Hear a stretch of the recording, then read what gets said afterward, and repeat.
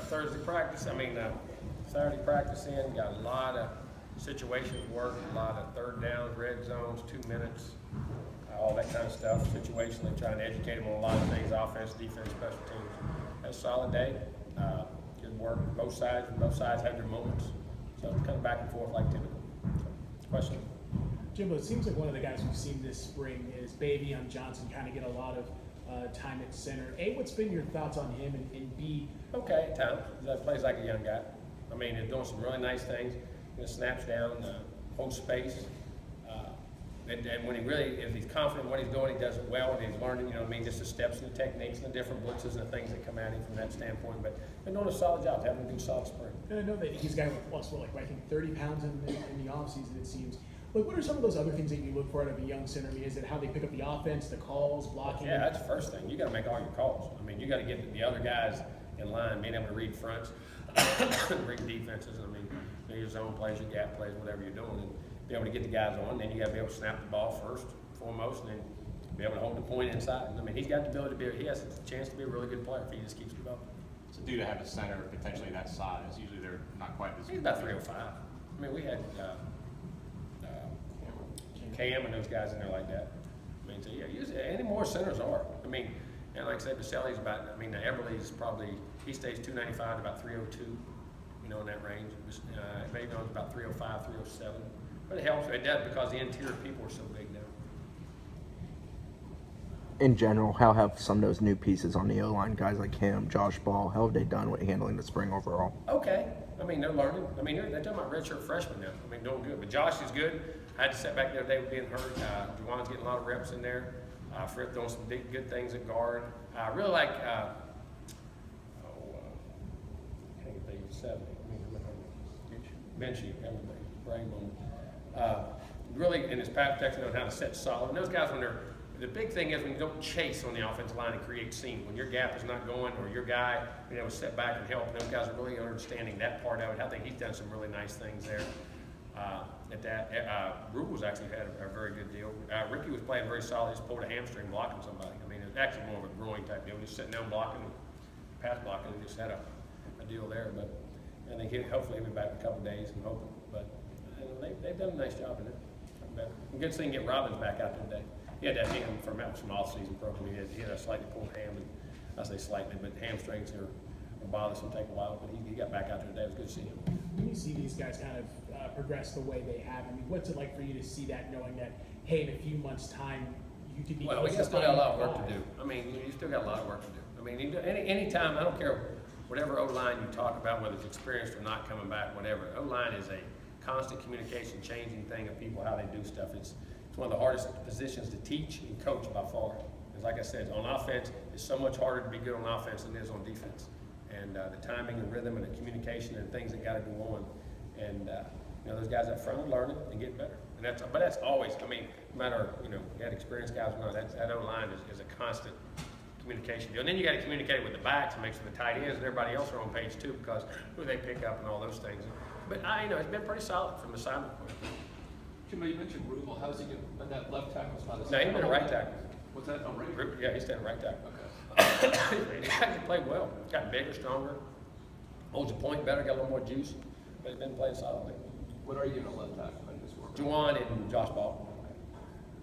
How's Ethan doing at left guard? Good. And he had an ankle. He was out there playing with a banged up ankle. He's been good. He twisted the a couple of days ago.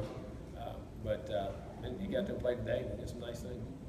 I like the progress your receivers are making. You guys have experience. The guys are in there. 5 made a couple of nice plays today. 80 made a couple of plays. But still always got to fight for consistency there. And it's not, like I say, sometimes you just got to make sure they're doing the right things every day, but got to push and challenge. Like I said, I hope we get 18 back. He did some things today in individual. Like I said, Trey they were running routes and Trey ran into him. I never had one happen like that before. But and then 89 he turned an ankle running routes on there. So, but he's out there catching punts, but he can't go loudly right now. He'll probably be out the rest of the spring, but he was doing really well. So, from that standpoint. Nice getting something from Devontae. He's kind of had some. Yeah, he had some, and he's still got to grow and learn.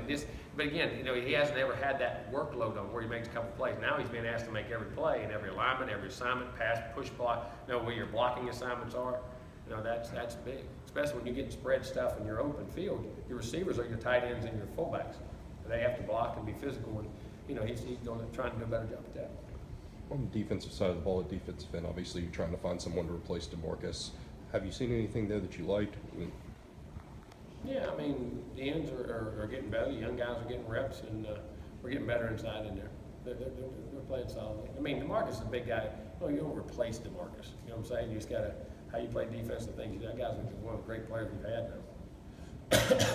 Typically, how does a second scrimmage in the spring differ from a first? I don't know. That'd be interesting to see. I mean, sometimes they've been better, sometimes they've been bad. I mean, that all goes. It just depends on, you know, you got to keep the mindset of your team.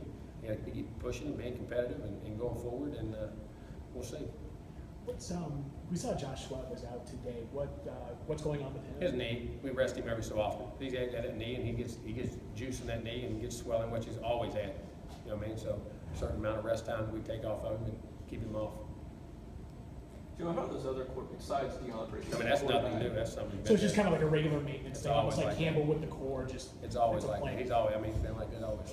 Just the other quarterbacks, JJ's JJ's progressed well. Played well in scrimmage the other day. He and 12. Tell you what, when you make him live, it changes everything. I mean, he got a weird hit at the end, but even 12 was live. So he played. He actually picked it up and played better. Played really well in the scrimmage, I thought. What was you saying? Bailey's picking things up. You see what he throws a deep ball well, the intermediate stuff, picking the offense up. But I like what I'm seeing out of him. You think it's the fact he started so many games as a coach's son? You think it's a little I think it different has, now? but I mean, he's still learning assignments. But listen, Bailey. Everybody keeps thinking of him. Bailey is talent. Bailey can run. He's got good feet. He throws the ball well. Throws a deep ball well. Very accurate, you know, things. And I think he's got a chance to be a really, really good player. Really do. He picks things up. It'll be fun to watch him develop. He's a guy that's pretty self-competitive, right? Bailey kind of, you know, competes with himself instead of worrying about those he's competing against. I mean, yeah, no more than the other guys. I mean, 12, all those guys do it. 12's like that. JJ does. JJ understands that. One more. You think? We got. Had Derek Brooks out there today. I know he's been more regular with the son coming here, but I mean, just good. Yeah, they come up with the meeting, and then Caleb wanted to come up and he sat in the meeting, went out to practice and watched everything and all that. And I got to say hello to him. I had a chance to talk to him, but it's great to see him out there. It was good. How was that meeting with the Moonlight guys yesterday? I'm sorry? How was the meeting with the Moonlight guys? Oh, that was yesterday? good. It was great. I mean, you win a catch. That's the epitome of what you do, and to come from nowhere like they did and be able to win it. Just great guy, great people. I mean, great people, young ladies, and I mean, it's great to see Florida State represented so well. We're proud of them. Happy to be part of Florida State and them doing it. He said he's gonna put you in a movie. Yeah, I'd be a heck of an actor. Would you be MD Fisher? Huh? Would you be MD Fisher? Yeah. I don't know what I'd be.